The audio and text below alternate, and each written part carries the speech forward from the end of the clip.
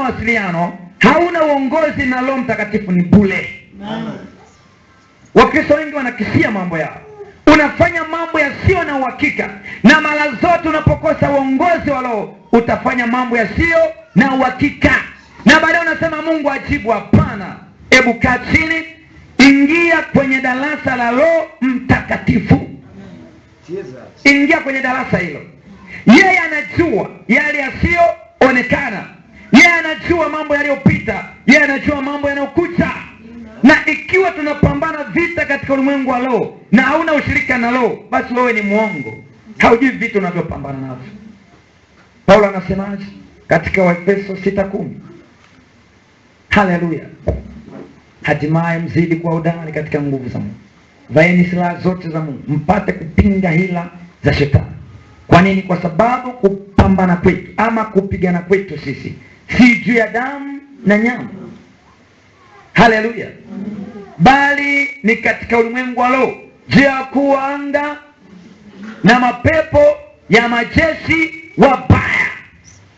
Sasa ikiwa tunapambana vita katika ulimwengu wa Roho, tunapozungumzia ulimwengu wa Roho ni vita ambavyo havitambulikani kwa macho, yani kwa damu na nyama havionekani, lakini vita vinaendelea. Wanakunyonya damu lakini hauoni vile mdomo umeachama, lakini damu inapungua. Wanamwongeza mtu damu inaisha, wanamwongeza damu inaisha. Hata wanasayansi hawezi kuona kwamba kuna kitu kinakunya damu. Wataeleza tu labda mwili umekosa si kitu gani, lakini kuna pepo limekalia ile mifupa. Haleluya.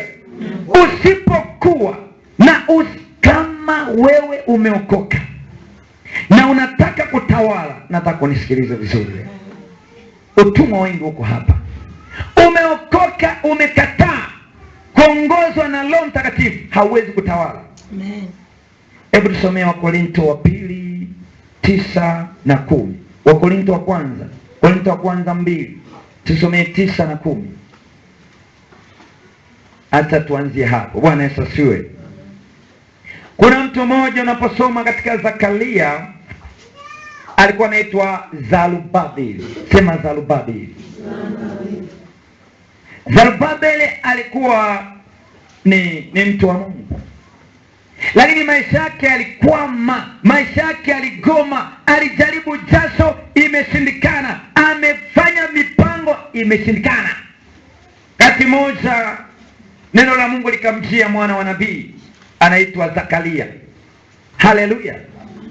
Na kaanza kumwonyesha yale mateso yanayompata Zerubabeli, kwamba amejaribu haiwezekani, amejaribu haiwezekani.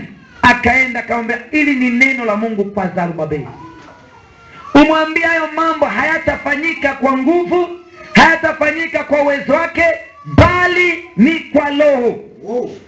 Unasikia? Bali ni kwa Roho. Ukisoma ule mstari wa 6 katika Zakaria hiyo,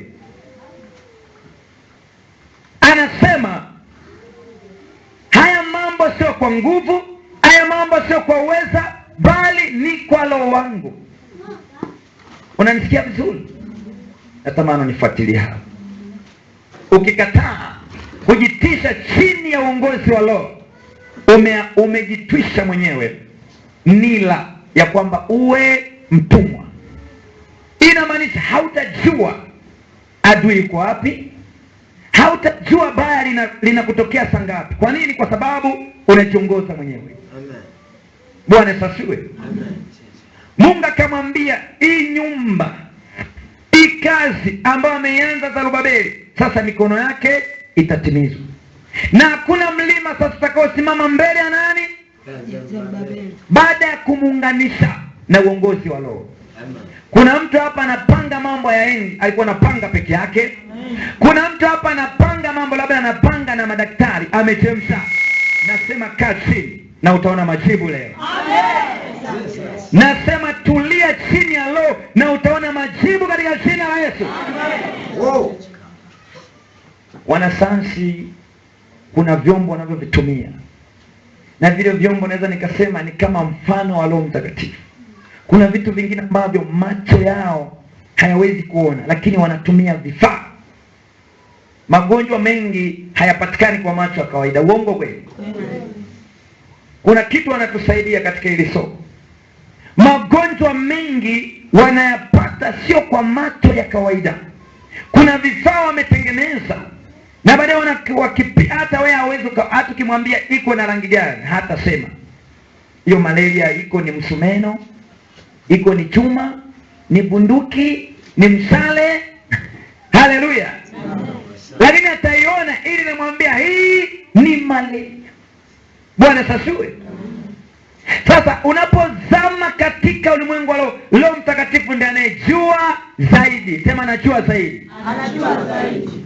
Yaani wale hawalingani.